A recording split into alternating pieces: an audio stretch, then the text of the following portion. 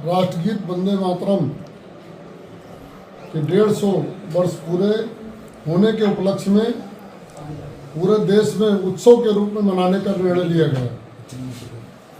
स्वतंत्रता संग्राम में इस गीत की महत्वपूर्ण भूमिका क्रांतिकारियों के बीच रही है।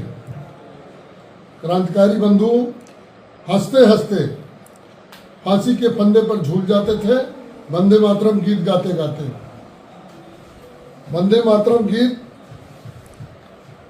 मातरम का अर्थ है माँ मैं तुझे नमन करता हूँ। भारत माता को माँ लक्ष्मी, माँ दुर्गा, माँ सरस्वती के रूप में देखा जाता है हमारी भारत माता को। यह गीत 1875 में श्री बंकिम चंद्र चटर्जी द्वारा इसे लिखा गया और ये गीत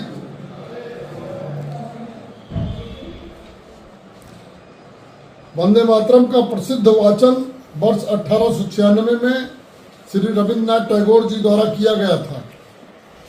भारत के प्रथम राष्ट्रपति डॉक्टर राजेंद्र प्रसाद जी ने वर्ष 1950 में वंदे मातरम को राष्ट्रगीत के रूप में दर्जा प्राप्त किया।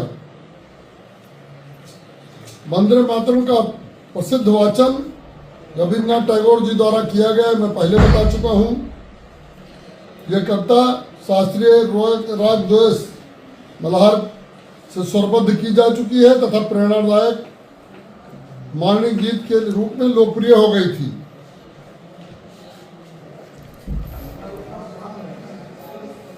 यह गीत राष्ट्रवाद, एकता और ब्रिटिश शासन के विरुद्ध प्रतिरोध का सशक्त प्रतीक बन गया।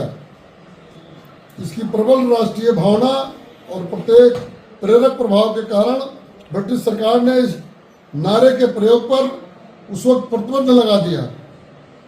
वंदे मातरम स्वदेशी आंदोलन का प्रमुख नारा बना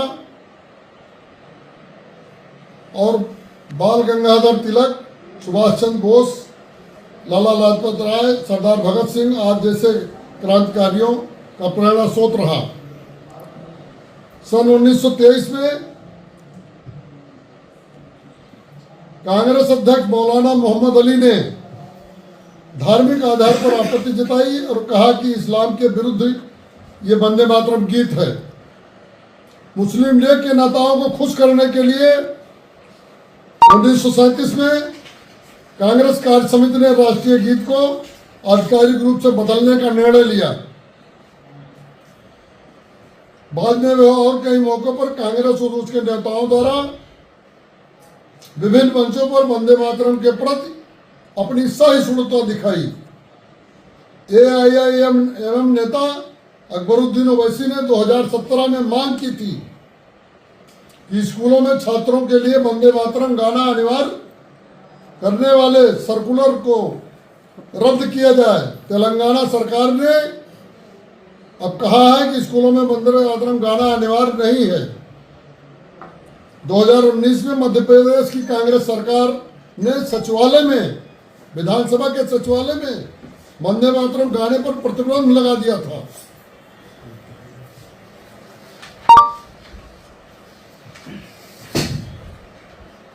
विधानसभा स्तर पर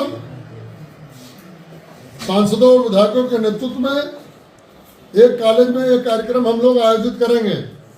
150 वर्ष पूरे होने पर मोदी जी ने निर्णय लिया है कि वंदे मातरम गीत को हम राष्ट्रीय उत्सव के रूप में 150 इस पूरे वर्ष इसको हम लोग मनाएंगे उत्सव के रूप में। मंडल स्तर पर भी वंदे मातरम का सामूहिक गायन मंडल स्तर तक हो, इसकी भी व्यवस्था पार्टी द्वारा की जा रही है। नीचे स्तर पर भी हम ग्राउंड लेवल पर भी इसको लेकर जा रहे हैं। प्रत्येक विधानसभा क्षेत्र में तिरंगा एवं वंदे मातरम से संबंधित पट्टिकाओं, प्ले कार्ड के साथ बाइक रैलियां भी, प्रभात फेरियां भी निकाली जाएंगी। प्रदर्शनी का भी आयोजन किया जाएगा। सभी जिला मुख्यालयों में प्रदर्शनी का आयोजन किया जाएगा। निबंध प्रतियोगिता एवं साहित्य वितरण, ये भी वंदे मातरम के 150 वर्ष पूरे पर भारतीय स्वतंत्रता संग्राम विषय पर निबंध, चित्रकला एवं कविता आज विभिन्न प्रतियोगिताएं आयोजित की जाएंगी। भारतीय स्वतंत्रता संग्राम से संबंधित उपलब्ध साहित्य का वितरण भी पार्टी द्वारा किया जाएगा।